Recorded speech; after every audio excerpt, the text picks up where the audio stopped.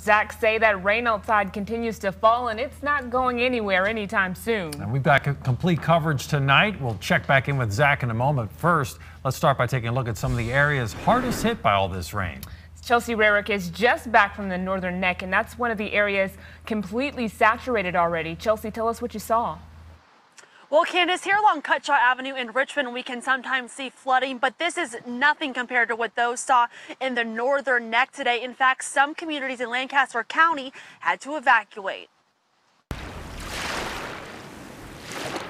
Whitecaps covered parts of Windmill Point Road Friday afternoon. It's a lot of water. A mandatory evacuation is in place for this area and other communities in Lancaster County due to the high water and any possible effects from Hurricane Joaquin. And out there it's like deep and you can't even see the dock no more. Keonta Smith lives off Windmill Point Road.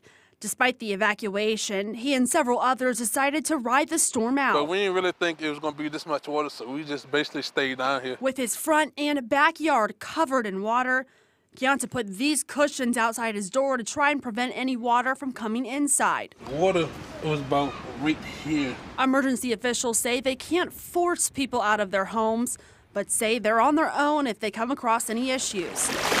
Meanwhile, some living in the county are worried about businesses. I mean, this is just the start of it. It's supposed to get worse as the weekend goes on. Mike Sled owns an oyster farm in the county. This area typically is all sand, but it's now flooded from the high tide. This is the highest I've seen it in 4.5 years that I've been down here. And while he has concerns about his farm, we built all of this.